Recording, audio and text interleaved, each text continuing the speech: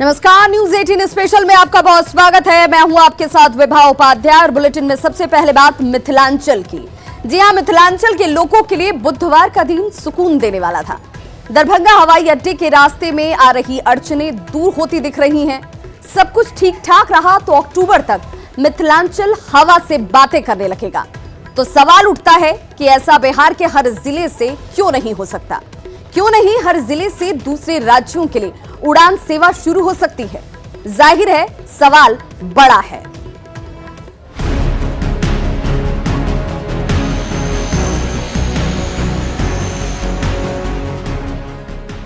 ये तस्वीरें दरभंगा की हैं, जहां बुधवार को नीतीश कुमार बाढ़ से बचाव का जायजा लेने पहुंचे थे, लेकिन अचानक उन्हें दरभंगा एयरपोर्ट की याद आ गई और उन्होंने दरभंगा एयरपोर्ट का जायजा लिया। काम की सुस्त रफ्तार को देखकर सीएम नीतीश कुमार ने फौरन केंद्रीय नागरिक उड्डयन मंत्री हरदीप सिंह पुरी और एयरपोर्ट अथॉरिटी ऑफ इंडिया के चेयरमैन से बात की, जिसके बाद संभावना बन रही है कि इसी साल अक्टूबर में सारा काम पूरा हो जाएगा। तो अब सवाल है कि क्या बिहार के कोने कोने से शुरू नहीं हो सकती उड़ान? क्या बिहार के सभी जिलों से शुरू नहीं हो सकती हवाई सेवा? इन सवालों का जवाब जानने के लिए हमने बिहार के कुछ हवाई अड्डों की पड़ताल की, जिसमें पाया गया कि ज्यादातर हवाई अड्डे जानवरों के चारागाह बन चुके हैं। ये देखिए, ये है गोपालगंज का सबया हवाई अड्डा, जो केंद्र सरकार की उड़ान योजना से जुड़ा हुआ है। लेकिन हालत क्या है ये आप तस्वीरों में देख सकते हैं। पूरा एयरपोर्ट परिसर चारागाह में तब्दील है। ग्रामीणों के मुताबिक इस हवाई अड्डे की जमीन पर करीब 22 टोले बस चुके हैं। वही जैसे धैले गांव का नाम बताइए। भटवलिया, ओटनीपट्टी, जीना बाजार है सामने बा, वो रोडे पर बा। सब अतिक्रमण कर लिया, सब जो हवाई अड्डा था रोडे पर बा। नोटिस हमनी पर आई रहे। एक वक्त था जब सबया हवाई अड्डे का सामरिक महत्व था। दूसरा विश्व युद्ध हो या फिर 1962 का भारत चाइना वार हो, इस हवाई अड्डे का बखूबी इस्तेमाल किया गया था। पुराना हवाई अड्डा है, कहा जाता है कि यह अंग्रेजों के द्वारा उस समय बनाया गया था और बाद में चाइना के साथ अगर भारत का युद्ध भी हुआ है तो इस हवाई अड्डे का इस्तेमाल हुआ है और ये देश के लिए भी बहुत ही महत्वपूर्ण हवाई अड्डा है। अब सिल्क सिटी यानी भागलपुर के इस हवाई अड्डे का हाल भी देख लीजिए। 80 के दशक के बाद आम लोगों के लिए विमान सेवा पूरी तरह से बंद है। 70 के दशक में 100 एकड़ जमीन को अधिग्रहित किया गया था भागलपुर हवाई अड्डा के लिए और 1973 में इसका निर्माण किया गया था। निर्माण के बाद जो है 80 के दशक में यहाँ से विमान सेवा भी शुरू की गई थी। शुरुआती दौर में कलिंगा के नाम से 40 सीटर एयरक्राफ्ट की शुरुआत यहाँ से हुई थी, जो कोलकाता, मुजफ्फरपुर और रक्सौल के लिए यहाँ से उड़ान भरी जाती थी। लेकिन 80 के दशक में यह सेवा बंद हो गई। लेकिन 2007 में जब सांसद के रूप में शाहनवाज हुसैन आए तो यहाँ पर उन्होंने पहल किया और एयरपोर्ट अथॉरिटी ऑफ इंडिया की टीम यहां सर्वे के लिए आई थी और छोटा एयरक्राफ्ट के लिए इस स्थान को उपयुक्त भी करार दिया था। उन्होंने यह सर्वे के में जो अपना एक रिपोर्ट दिया था, उस रिपोर्ट के अनुरूप यहां जमीन अधिग्रहण के साथ रनवे की लंबाई और चौड़ाई बढ़ाने की भी अनुशंसा की गई थी।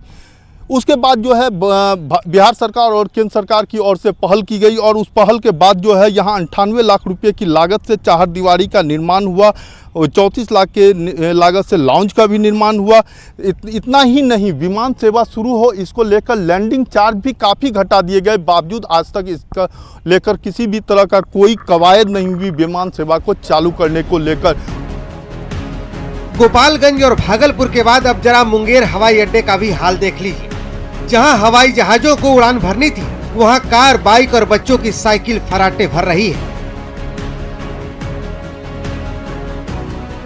1916 में बिहार सरकार ने 8 करोड़ रुपए खर्च कर इस हवाई पट्टी और लाउंज का निर्माण कराया था, लेकिन 4 साल बाद ये किस हाल में है? दरवाजे और खिड़कियों की ये तस्वीरें खुद ब खुद बता रही हैं। मेंटेनेंस के अभाव में हवाई पट्टी का जो हाल है वो काफ़ी दयनीय है। यहाँ पे किसी भी विमान को लैंड के लायक अब ये हवाई पट्टी नहीं बचा है, या ये कहें तो ये हवाई पट्टी अब कोई काम का नहीं है। यहाँ पे जो है सिर्फ नेता आते हैं या सीएम आते हैं तो उनके हेलीकॉप्टर को यहाँ पे लैंड किया जाता है। आप देख सकते हैं कि हवाई पट्टी पे कैसे बाइक जो है बाइक लोग सीखते हैं या लोग बाइक चलाते हैं। कुछ बच्चों को देखिए आप कुछ बच्चे भी हैं जो हवाई पट्टे पे साइकिल चलाना सीखते हैं। यहाँ पे ये साइकिल चलाते थे, इसको खेल का मैदान बनाए हुए हैं। भारत और नेपाल बॉर्डर के नजदीक वाल्मीकि नगर एयरपोर्ट का हाल देखिए। तस्वीरें देखकर ही मालूम पड़ जाता है कि एयरपोर्ट का काम फाइलों से आगे नहीं बढ़ सका। इस हवाई अड्डे का निर्माण 1964 में हुआ था, लेकिन अब तक ये महज नेताओं का हेलीपैड बनकर रह गया है। प्रधानमंत्री पंडित जवाहरलाल नेहरू ने 1964 में यहाँ से उड़ान भरी थी। वाल्मीकि नगर गंडक बराज के शिलान्यास के समय इस एयरपोर्ट को बनाया गया था और हाल के दिनों में मुख्यमंत्री नीतीश कुमार के साथ ही तमाम सांसदों ने पार्लियामेंट से लेकर जमीन तक इस एयरपोर्ट से हवाई यात्रा शुरू करने की मांग की थी। लेकिन हाल के दिनों में इस एयरपोर्ट को मिला तो सिर्फ एक हवाई अड्डा लाउंज, लेकिन अब तक उड़ान शुरू नहीं हो सका और यह हवाई अड्डा वाल्मीकि नगर का नेताओं का हेलीपैड बनकर आ गया। जाहिर तौर पर इस हाल में बिहार वासियों के लिए हवाई यात्रा अभी दूर की कौड़ी लगती है। न्यूज 18 के लिए बगहा से मुन्ना राय, भागलपुर से राहुल ठाकुर और मुंगेर से अरुण शर्मा की रिपोर्ट।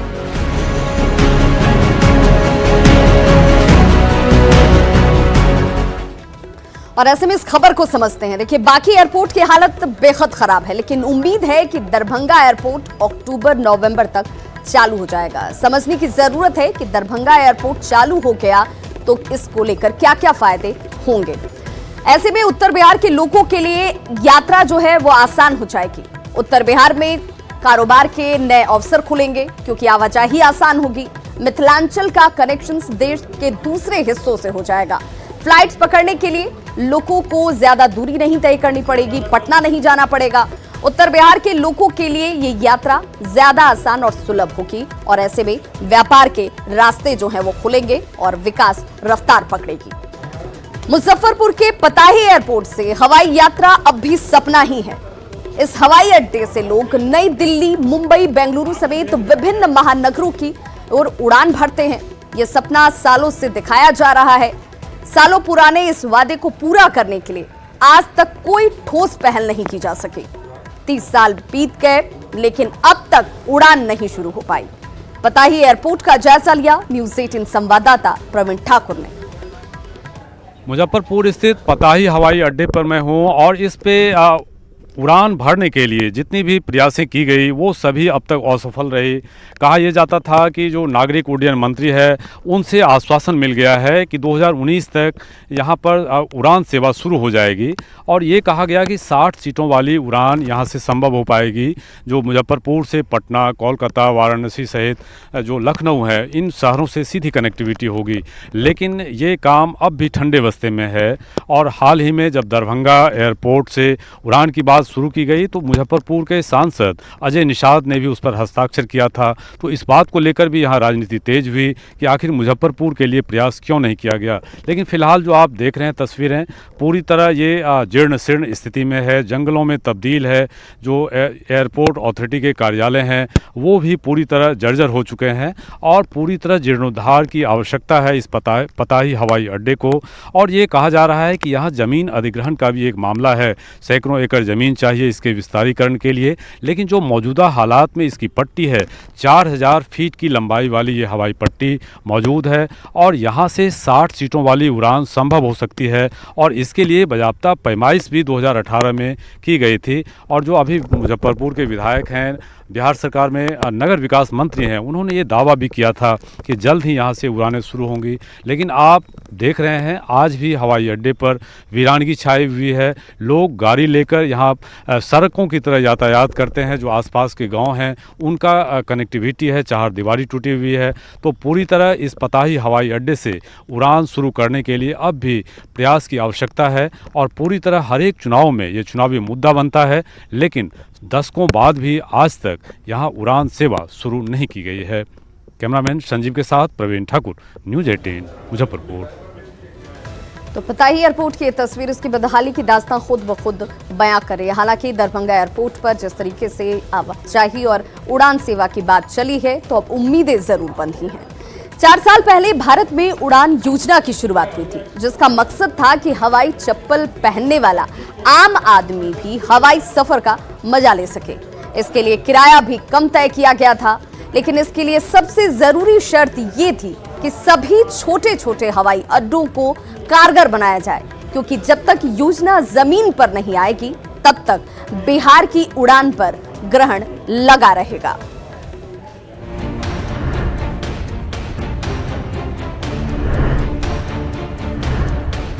हवाई यात्रा की दृष्टि से सामान्य नागरिक को, और इसका जो उड़ान नाम है वो उड़े आम नागरिक, उसमें से उड़ान शब्द बना है।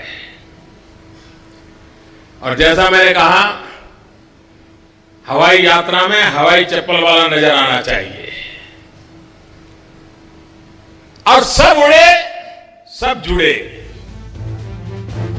पीएम मोदी ने करीब 2.25 साल पहले जब हवाई चप्पल वाले आम आदमी को हवाई जहाज में सफर कराने का सपना दिखाया था, तो बिहार का हर आम आदमी खुशी से झूम उठा था, सपने देखने लगा था, क्योंकि उड़ान योजना के तहत हवाई सफर को आम आदमी की जद में लाने का मतलब था हवाई सफर को आम आदमी के बजट में लाना। लेकिन हवाई जहाज में सफर करने का आम आदमी का सपना अब टूटने लगा है, बिखरने लगा है। वजह है उड़ान योजना में बिहार की अनदेखी। यूं तो बिहार में एयरपोर्ट का जाल सा बिछा हुआ है, लेकिन सब बेकार है।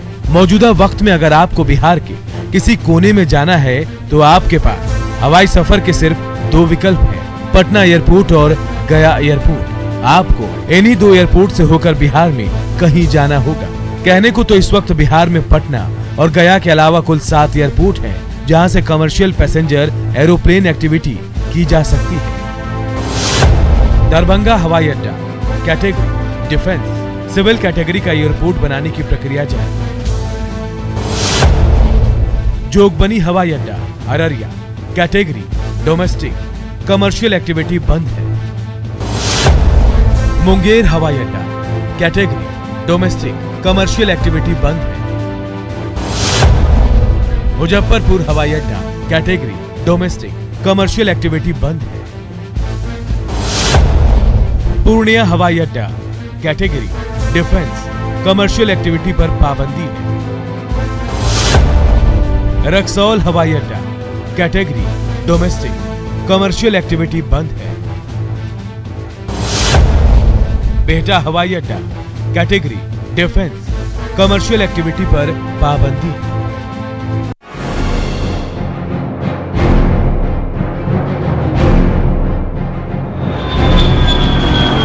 कहीं उपेक्षा तो कहीं उदासीनता तो कहीं सुरक्षा कारणों से इन एयरपोर्ट का इस्तेमाल कमर्शियल फ्लाइंग के लिए नहीं किया जा रहा है। कम से कम अगर इन्हीं हवाई अड्डों को बुनियादी सुविधाओं से लैस कर कमर्शियल एक्टिविटी शुरू की जाए तो बिहार के पास कुल 9 एयरपोर्ट हो जाएंगे, जिससे बिहार के आम आदमी को देश विदेश आने जाने में बहुत सहूलियत हो जाएगी। ये बिहार के उन हवाई अड्डों की सूची है जहां अभी सिर्फ एक हवाई पट्टी है। अगर इन हवाई अड्डों को विकसित कर सिविल एविएशन शुरू किया जाए तो बिहार के पास कुल 27 एयरपोर्ट होंगे और तब सही मायने में हवाई चप्पल वाला आम आदमी हवाई जहाज में सफर कर सकेगा।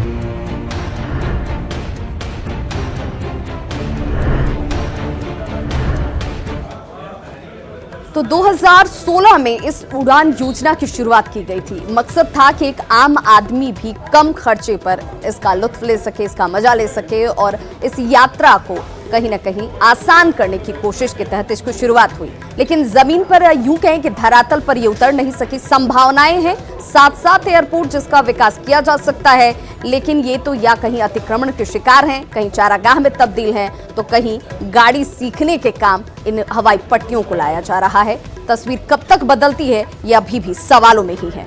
अब हम आपको जमुई के हवाई अड्डे का हाल दिखाने जा रहे हैं, जहां सालों बीत गए लेकिन एक भी फ्लाइट नहीं उतर पाई। आलम यह है कि एयरपोर्ट के सैकड़ों एकड़ जमीन पर लोगों ने अतिक्रमण कर लिया है।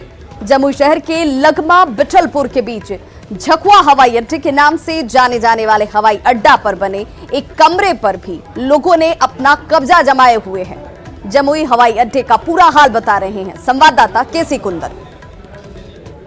जमुई शहर से सटा बिठलपुर और लगमा के बीच ये झकुआ का जो मैदान है वो कोई खेल का मैदान नहीं है, ये हवाई अड्डा का मैदान है और इसको बोला जाता है झकुआ हवाई अड्डा। लेकिन हवाई अड्डा की स्थिति आज क्या है वो सामने दिख रहा है। ये जमुई शहर से सटा हुआ है हवाई अड्डा पर देखा जाए तो जो हवाई अड्डा पे आमतौर पे जो यूज़ किया जाता है, जो एक इंडिकेटर लगाया जाता है, उसका सिंबल जो हवा के रुख को बताता है, वो सामने दिख रहा है कि वो है, और जो ये बात तय करता है कि ये हवाई अड्डा हुआ करता था, यहाँ पर जहाज़ उतरते थे।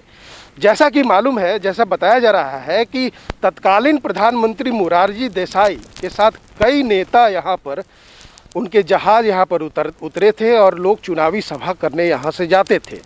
उसी तरह से ये भी बताया जाता है कि पाकिस्तान से रिहा होने के बाद 1969 में खान अब्दुल गफ्फार खान सीमांत गांधी भारत भ्रमण पर जब निकले थे, तब भी उनकी जहाज़ भी यहाँ आई थी और वहाँ से उतर के लोगों से यहाँ मुलाकात किए थे। इस तरह से कई बार पहले यहाँ पर चुनावी सभा के लिए नेताओं का जहाज़ उतरा करता था, लेकिन बीते कई सालों से यहाँ पर कोई जहाज़ नहीं उतर रहा है, जिसका ये स्थिति है कि जो हवाई अड्डा का ज़मीन है, अधिकांश ज़मीन पर लोगों का अतिक्रमण है। लोगों ने अतिक्रमण करके रखा है, यहाँ पर खेती कर रहे हैं या फिर उसका उपयोग कर रहे हैं। जहाँ तक हम दिखाना चाहते हैं कि जो हवाई अड्डा पर आमतौर पर एक कंट्रोल रूम बनाया जाता है, जहाँ पर लोग कर्मी रहते हैं, जहाँ से सब कुछ कंट्रोल किया जाता है, ये संभवतः ये उसी तरह का ये कंट्रोल रूम है। और कंट्रोल रूम पे देख सकते हैं कि स्थिति क्या है। कंट्रोल रूम में जो कंट्रोल रूम उस समय हुआ करता था, उस कंट्रोल रूम में जो चारा स्थानीय लोगों ने इसको उपयोग करके रखा है या दुरुपयोग करके रखा है, चारा का रखने का इस्तेमाल किया जा रहा है। जो भूसा है, जो मवेशी खाता है, उसको रखा गया है यहाँ पर। अब स्थिति ये है, कई बार मांग भी हुआ लोगों के द्वारा कि हवाई अड्डा को वास्तविक रूप दिया जाए, यहाँ पर भी जहाज़ का ठहरा हो ताकि ज़िले के लोगों को, आसपास के लोगों को फ़ायदा मिले, लेकिन ऐसा होते नहीं दिख रहा है। हवाई अड्डा का ये ज़मीन जो काफ़ी लंबा चौड़ा है, उस पर अतिक्रमण हो रहा है। लोग कई बार मांग किए कि यहाँ पर हवाई अड्डा को वास्तविक रूप दिया जाए, मूर्त रूप दिया जाए। केसी कुंदन, न्यूज़ 18, जमुई। तो दरभंगा के बाद मुजफ्फरपुर और उसके बाद जमुई से सटे झकुआ एयरपोर्ट की तस्वीर आपने देखी। हालांकि इसे एयरपोर्ट किस रूप में कहा जाए ये जरूर जहन में आता है, क्योंकि जहां तक नजर जाती है वहां पर आपको सिर्फ घास, झाड़ियां नजर आएंगी, इक्का दुक्का आपको झोपड़ी भी नजर आ जाएगी, जहां पर अतिक्रमण कर लिया गया है, आपको जानवर घूमते नजर आ जाएंगे। लेकिन जिस उड़ान की उम्मीद लोगों ने यहाँ से बांध रखी थी, वो उड़ान यहाँ से अभी तक शुरू नहीं हो पाई है, और कब तक ये शुरू होगी इसका जवाब भी अब तक सामने नहीं है। केंद्र सरकार ने उत्तर प्रदेश में चौथे इंटरनेशनल एयरपोर्ट को मंजूरी दे दी है। बुधवार को केंद्रीय कैबिनेट की बैठक में इस प्रस्ताव पर मुहर लगाई गई। केंद्र सरकार के इस फैसले से बिहार को भी बड़ा फायदा होने जा रहा है। भगवान बुद्ध की महापरिनिर्वाण स्थली कुशीनगर में बरसों से इंटरनेशनल एयरपोर्ट की मांग की जा रही थी। ये मामला काफी दिनों से लंबित पड़ा हुआ था, लेकिन अब ये सपना साकार होता हुआ दिख रहा है।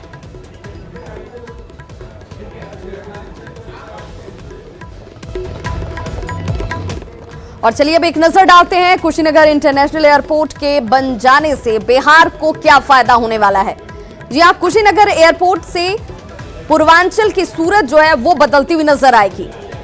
नॉर्थ बिहार में आवाजाही आसान हो जाएगी, लोगों के आने जाने में सुविधा। गोपालगंज कह लीजिए, छपरा या सिवान के लोगों को आसानी होगी। नॉर्थ बिहार की एक बड़ी आबादी देश के बाहर रहती है, ऐसे में उनके लिए यहां आना पहुंचना सुलभ और आसान होगा। Thailand, Singapore, Cambodia, Japan, Korea या फिर श्रीलंका की बात कर लीजिए, सीधे जुड़ जाएंगे और ऐसे में लोगों की आवाजाही आसान होगी, व्यापार आसान हो जाएगा। बौद्ध सर्किट से बोधगया जो है वो जुड़ जाता है और इसी बौद्ध सर्किट में पर्यटन उद्योग और ज्यादा चमकते हुए और बढ़ते हुए नजर आएंगे। विदेशी सैलानियों की आवाजाही की अगर बात करें तो वो बढ़ती हुई दिखेगी। विकास के साथ रोजगार के मौके ज्यादा पैदा होंगे, कार्गो का हब बनेगा और आर्थिक उन्नति खुद ब खुद आएगी। तो सपनों की ये उड़ान पूरे बिहार में कब शुरू होगी, इसका इंतजार अभी बाकी है, क्योंकि जो हालात इस वक्त हैं, जो तस्वीरें आपके सामने हैं, अब उम्मीद दरभंगा के साथ बंधी है और देखना होगा कि तमाम दूसरे बाकी 7 जगहों से इसकी शुरुआत कब तक होती है। इस बुलेटिन में आज बस इतना ही। नमस्कार।